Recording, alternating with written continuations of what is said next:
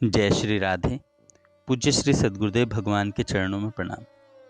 पूज्य श्री राधा बाबा कहते हैं प्रेम सत्संग सुधा माला पुस्तक में, यह मार्ग ही ऐसा है, इस मार्ग पर सर्वथा अहंकार शून्य होकर सारी ममता माया छोड़कर बस श्री कृष्ण को ही एकमात्र जीवन का सार सर्वस्व बनाकर चलना पड़ता है। जब तक बिल्कुल अपनापन मिटा नहीं दिया जाता तब तक प्रेम प्रकट ही नहीं होता। आप एक भी सच्चे ब्रज प्रेमी के जीवन में भी यह बात नहीं देखेंगे कि उनके मन में संसार भी हो और श्री कृष्ण प्रेम भी हो।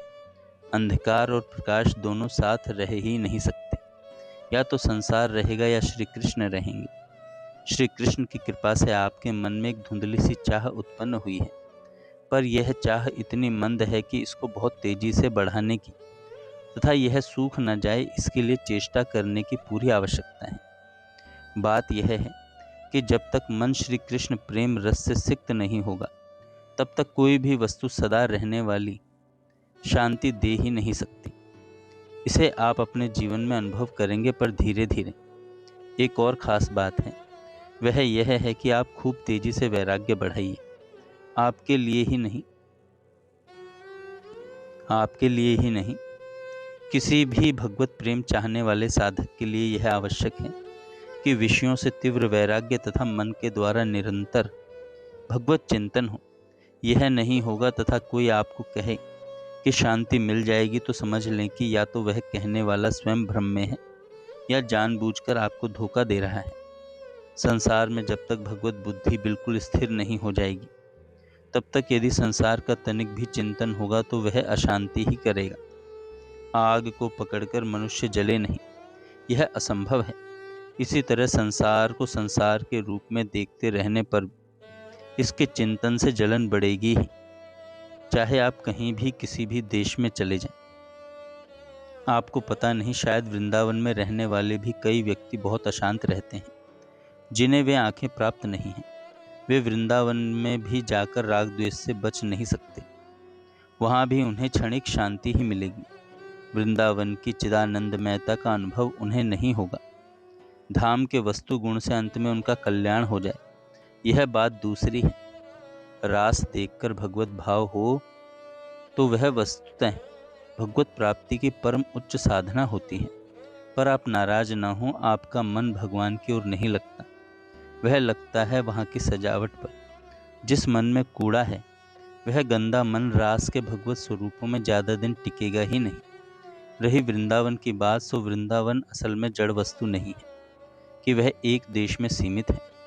वह भगवान का स्वरूप तत्व है, सर्वव्यापक है। श्री राधा रानी श्री कृष्ण की कृपा से जिनकी वह दृष्टि हो जाती है, उन्हें अणु अणु में श्री धाम के दर्शन हो सकते हैं।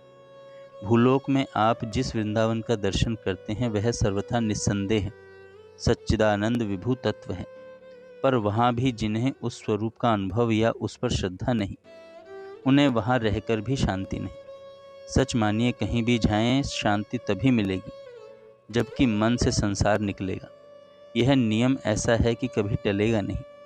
आपके प्रति जो मैं प्रार्थना करता हूँ उसमें यह न समझें कि मैं कोई अपनी बात आप पर लादना चाहता हूँ। केवल इतनी बात आपसे निवेदन कर देता हूँ कि मेरी समझ में आपको संसार मन से निकालना ही पड़ेगा। यह न करके चाहेंगे कि अशांति मिट जाए तो नहीं मिटेगी। अशांति तो संसार की सत्ता मिटने से ही मिटेगी। आपके लिए यह एक बात जच रही है कि आप पूरे निश्चय के साथ 24 घंटे लीला का श्रवण चिंतन मनन जब जैसा संभव हो करते रहें। युक्ति मैं आपको बतला रहा हूँ, कुछ दिन करेंगे तो मेरा विश्वास है उन्नति होनी चाहिए। करने पर 24 घंटे अनुभव होगा कि मेरे ऊपर नीचे दाएं बाएं उत्तर दक्षिण सब वृंदावन है। मैं वृंदावन हूँ, मेरा शरीर वृंदावन के सच्चिदानंदमय आकाश में चल रहा है। सांस लीजिएगा, उस समय अनुभव होगा कि श्वास के साथ पावन वृंदावन की वायु मेरे हृदय में प्रवेश कर रही है। फिर इतनी निश्चिंतता आएगी कि शरीर रहे या जाए मैं तो वृंदावन में ही हूँ। साथ ही लीला का चिंतन जितनी देर कीजिएगा वह और भी आनंद बढ़ाएगी। पर यह सब करने से होगा। भगवान श्री कृष्ण स्वयं आपके अंतःकरण में ही बैठे हैं। जब उनसे आपको शांति नहीं मिली, तब मुझ जैसे मलिन मन वाले प्राणी की बात से कैसे शांति मिलेगी? शांति तो तभी मिलेगी जबकि या तो संसार के प्रत्येक अंतःकरण में आप श्री कृष्ण को देखें, पुत्र, स्त्री, माँ, ये सब के सब बिल्कुल उनके ही रूप में दिखने लग जाएं, या इन सबको भूलकर पावन वृंदावन में मन इतना रम जाए कि बस ये है कि नहीं, इसकी स्मृति भी न रहे। जय श्री राधे।